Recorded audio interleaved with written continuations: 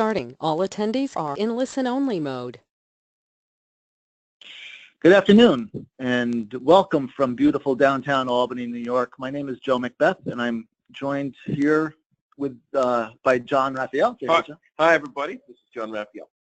Welcome to the first of a 10-part webinar series sponsored by the National Alliance for Direct Support Professionals in conjunction with the New York State Office for People with Developmental Disabilities, Regional Centers for Workforce Transformation. We're really happy to be presenting an abbreviated version of our webinars. Usually our webinars are an hour long each, and we build in a lot of conversational information. These are going to be about 20 minutes long, maybe a little bit longer, but not much longer. And the series will focus on each of the 9 tenets, each of the 9 parts of the Code of Ethics. Each of the presenters, and we will go through the specific times and dates later on in this session. Each of the presenters will be from the NADSP's faculty. Recordings of the webinars will be available on the Regional Center for Workforce Transformation website. Again, this is sponsored by the New York State Office for People with Developmental Disabilities, Regional Centers for Workforce Transformation.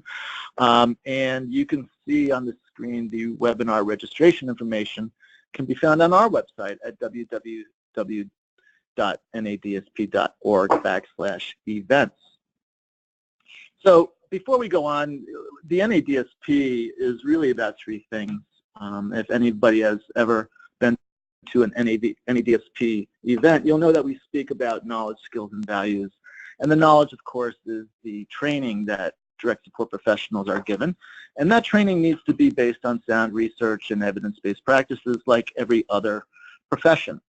The skills are the competency areas, and we talked about the National Alliance for Direct Support Professional Competency Areas, but of course New York State has created their own set of competency areas, which are there are 23 of them, and they are the skills.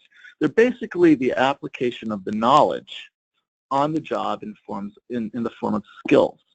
And of course, from those skills, direct support professionals are evaluated based on those skills, as every professional is evaluated against their skills.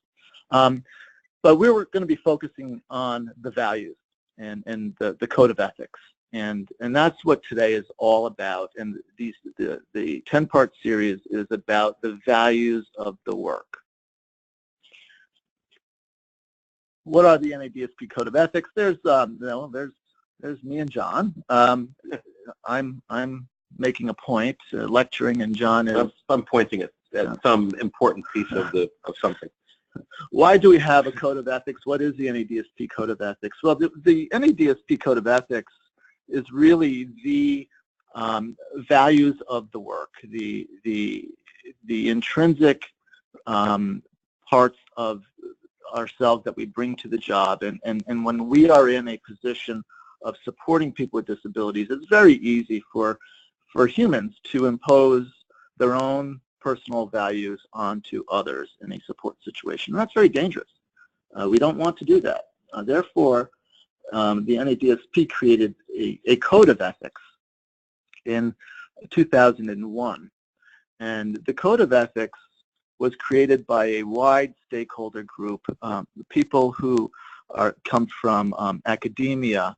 We had professionals involved in this. We had direct support professionals involved in this. We had people with disabilities. We had family members coming together in regional settings that was funded by a grant by NIDR back in 2000 and 2001.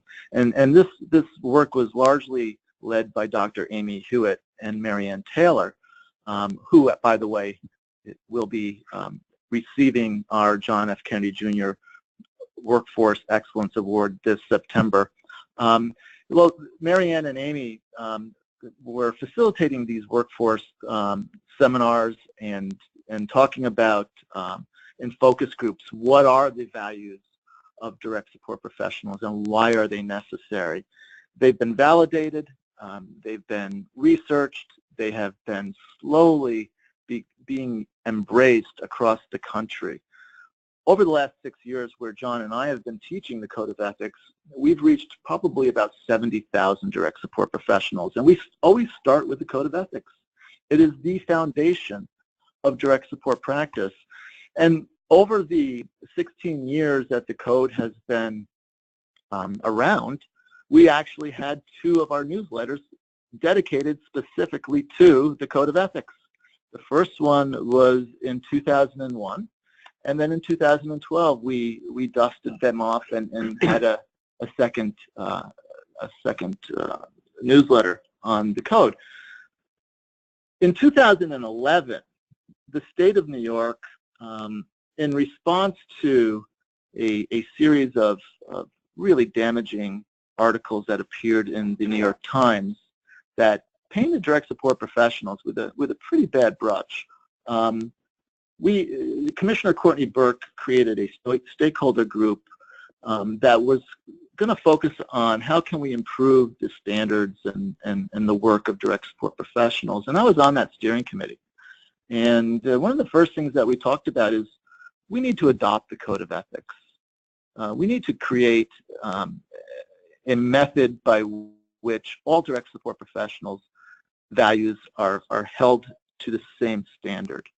And I have to tell you, in my 34-year career, I've tried to push ideas and I've tried to push thoughts and tried to influence others.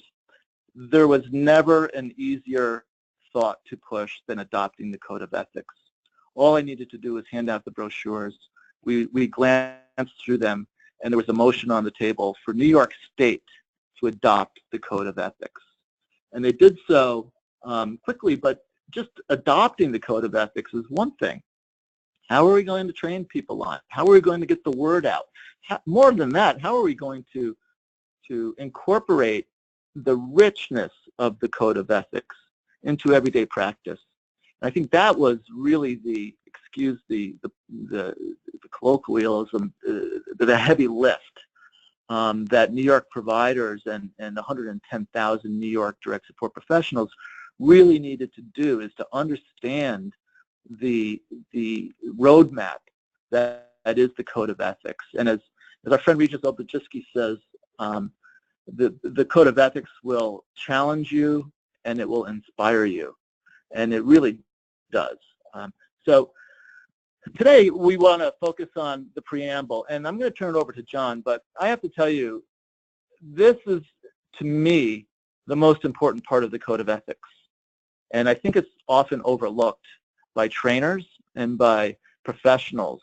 When you read the Code of Ethics, and by the way, in 2016, I should have mentioned this, in 2016, we reconvened another broad stakeholder group to take a second look at the Code and to kind of dust it off and try to use more contemporary language, because language changes over 16 years.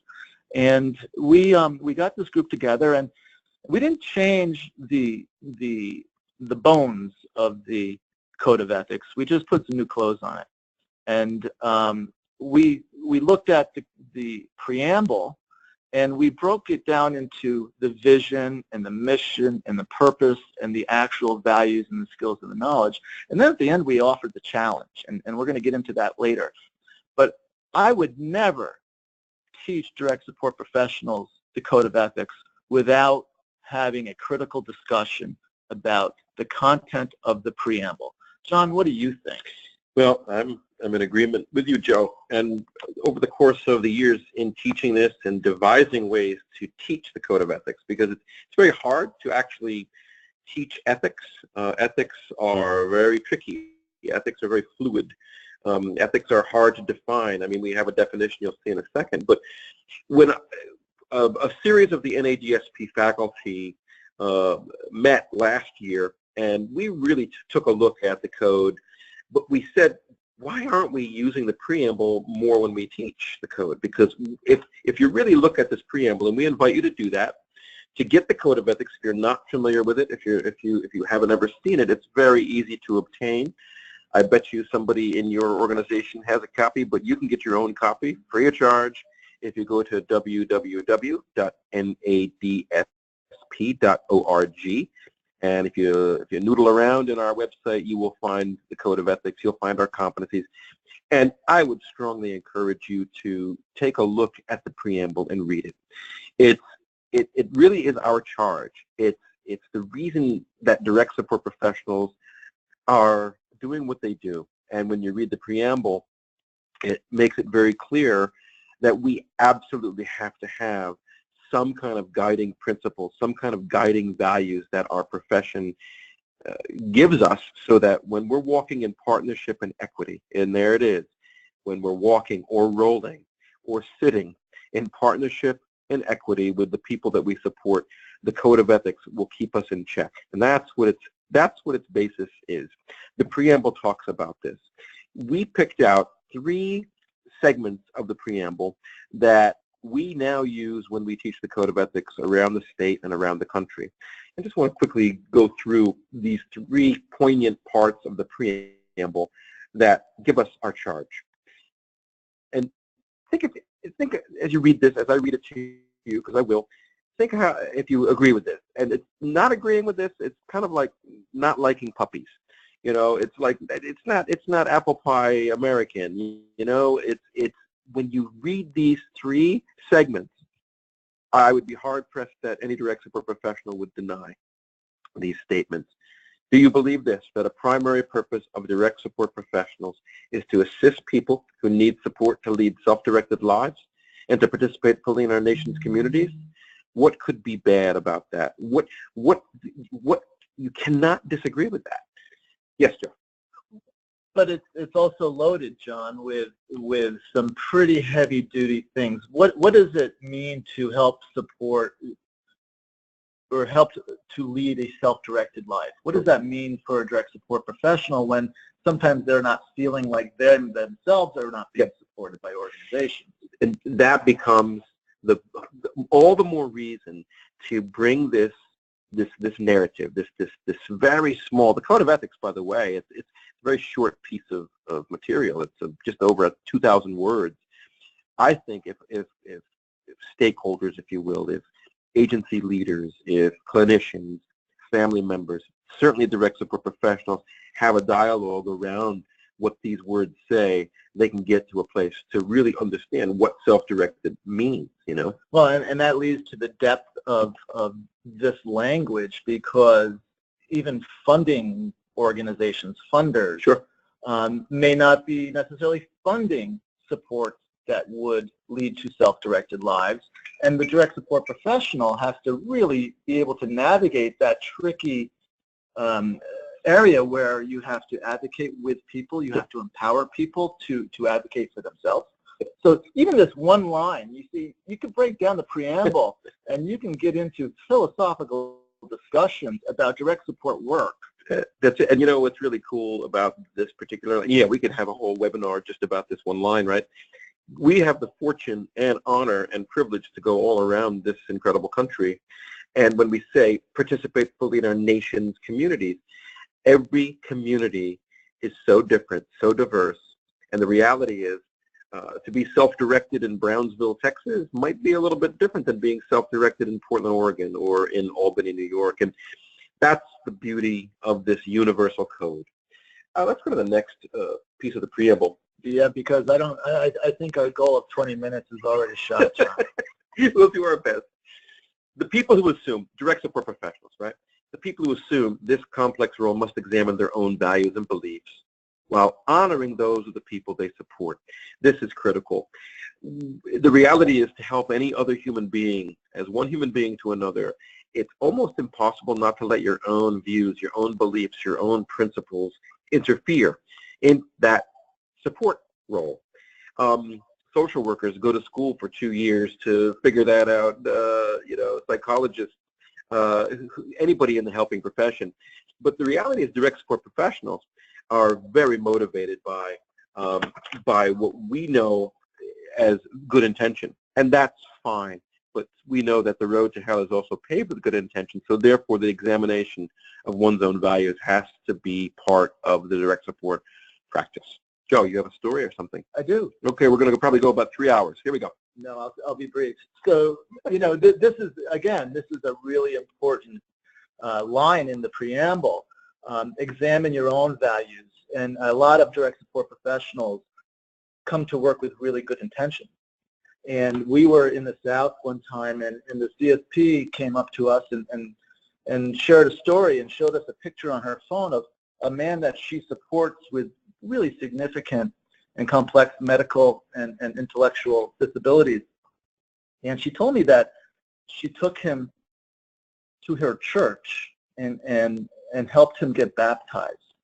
And there's no question in my mind that she had good intentions, but those were her values and her beliefs without understanding fully or investigating that man's values and beliefs. And although he may not be able to communicate it in typical ways, did not mean that he didn't have his own values and beliefs. Sure. And we see this happen a lot because as direct support professionals, we sometimes think we know better, or we know what's right for you. Yeah. Right? And it's a slippery slope, my friends, as we all know, and as I've made the mistake certainly in my career doing direct support. But that examination can be helped by using the Code of Ethics. The third statement, therefore, it really wraps it all together. Therefore, the direct support professional or direct support professionals, they must exemplify high ethical standards, and I love this, and they have to have creative vision. Creative vision is something that I know a lot of direct support professionals have, but oftentimes they don't give themselves credit for. And they have great ideas and great imaginations and can really see down the road in partnership with the people they're supporting to help them get those really preferred lives that they want. But the reality is, I think we can't do that without having some roadmap in and around the values that we need to possess as direct support professionals so mistakes aren't made like the one Joe just told you about. So that said, we believe that the preamble is just as powerful as the 9 tenets of the code. So we really encourage you to take a look at the preamble next time you do take a look at the Code of Ethics. And this is something that Joe wants to share with you. This is in the preamble, but he's going to share this real quickly, and then we're going to just give you a setup of what's going to happen over the next 10 months. And here you go, Joe. Well, I mean, this is the challenge. We don't think that the Code of Ethics is for only direct support professionals. We challenge every professional, whether it be a clinician or a manager or an executive director or a member of the board of directors of organizations, to read the code and incorporate it into your daily practice and your beliefs and your attitudes, because, again, it is just so easy for us that has been working in a system of protection, a system of keeping people safe, where sometimes the code will challenge that. It's a roadmap, and we're often asked by direct support professionals, and some of you are probably on the call today, what do you do when somebody does this? Or how do I respond when this person does this? And our response is, we don't know. And that may sound cavalier, but we don't. Human behavior is difficult to predict. In fact, it's unpredictable. It's different with every human interaction. And we can't tell you what to do, but I can tell you this. The answers are in the Code of Ethics. That is your roadmap. It's not going to tell you what to do, but it will lead you to the right thing to do. And that's just it, Joe. We define ethics. We have 2 definitions, and these, guess where we got them? Facebook. You know, everything's a meme these days, right? It's some Facebook quote. But the reality is these 2 phrases have been around quite a while. We believe that ethics is doing the right thing when nobody's looking or listening. That's a difficult definition, as we've all, we all know that each person on this planet has a different notion of what the right thing is. That said, we have another definition we use when we train. Wrong is wrong, even if everybody's doing it, and right is right, even if nobody's doing it. And if you take a look at that definition and you really kind of think about it, this is, I think, a really great definition for ethics. And ethics, as we define them, are essentially what you're about to see in this next slide. We have to have a code of ethics so that direct support professionals, as they assist the people they're supporting, they don't let their values, their own beliefs, and their own judgment impact the decision or influence the decision of a person that they're supporting, because direct support professionals are helping people make decisions constantly. Understanding the code of ethics is what we know. We believe in the depths of our heart, and we have seen anecdotally throughout the United States and heard stories from direct support professionals who utilize the code. Utilizing it, as Joe said, it's the roadmap to help somebody get to the place they want to go, as opposed to the place you think they should go. Here's our code. See these 9 pieces of the code? These are the 9 tenets, or the 9 sections of our code of ethics. Over the next 10 months, you will have each of those tenets of the code explained to you, kind of like what we did today with the preamble and the setup of this whole webinar series. You know, and looking at those, those 9 tenets, and I would just want to reflect back on that story that I told you about that direct support professional, and how many ways that well-intentioned DSP was unethical. You know, confidentiality by showing us the picture on her phone. Respect and not respecting his own values. Relationships and not, you know, finding the people who know and love that gentleman. I'm thinking justice, fairness, and equity, because the reality, religious freedom is a huge, huge, huge piece of the United States. And this man he could have been Jewish, he could have been Buddhist, he could have been, you know, Muslim, and she didn't tell us that she investigated that with him. So, as you can see, not that we're criticizing this direct support professional by any means. She was a well-intentioned. She was a really wonderful woman. Yeah. Sweetheart, but she didn't have a code of ethics guiding her in that process with that man. So here we go. On Friday, July 14th, that's next month. Mark your calendars. Mark your calendars. Person-centered supports with Mel Johnson. All right. On Friday, August 11th, with Tom McCluskey, promoting physical and emotional well-being. By the way, these are all at 2 p.m. Eastern Standard Time. Nobody does that better than Tom McCluskey. Yes. On Friday, September 15th, which happens to be the 3rd Friday of a month, because most of these are on the 2nd Friday of a month, we're going to have our friend from our NADSP faculty from Portland, Oregon, Maren Gibson. She is going to give us a piece on integrity and responsibility. Friday, October 13th, that's Friday the 13th, that's correct. Confidentiality with Don Trainer. What a great day to do confidentiality. That's right. Friday, November 10th, Justice, Fairness, and Equity with Kathy Brown. Friday, December 8th, Respect with Scott Bradshaw. A man who I respect deeply. Yep. Friday, January 12th, 2018, and we're already going into 2018. How exciting. Relationships with a faculty member of ours, Chumi Torsky, who is known for her work in and around families and relationships and how DSPs interact. Also known as Connie. Self-determination on Friday, February 9th, 2018 with Jen Teich. She's a real expert in kind of housing for people with developmental disabilities, and this is, I think, really connected self-determination and housing in the United States. So she's going to be great. And advocacy with our, I can't wait to do this with our friend Letitia Comstock.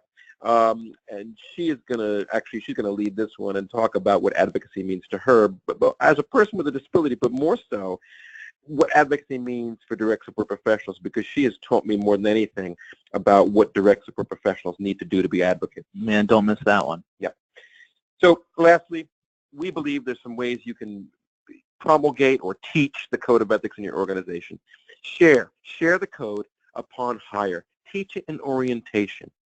Use role plays. Devise respectful and fun role plays in and around situations with the people you support. And do the role plays with the people you support, but use the code of ethics to guide you. We can give you lots of information on that. You can contact us at the NADSP, and we can give you tons of hints on how to do that very, very respectfully, but also very effectively. Discussion.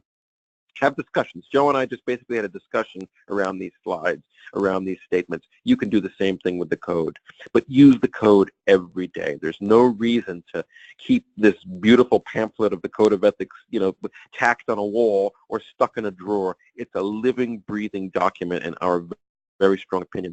And when used, it can get you to that place of really great outcomes.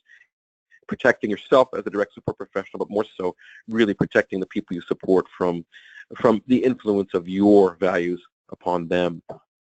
At this point, I don't know if there's any questions or, from the audience. No, there's no questions at this time. There's no questions. Well, given that we have exceeded our 20-minute time frame by 5 minutes, I want to thank everybody for joining us, and really tune in for this series of webinars, and have a great summer weekend. Thanks for joining us, everybody. Thank you, John. Thanks, Joe.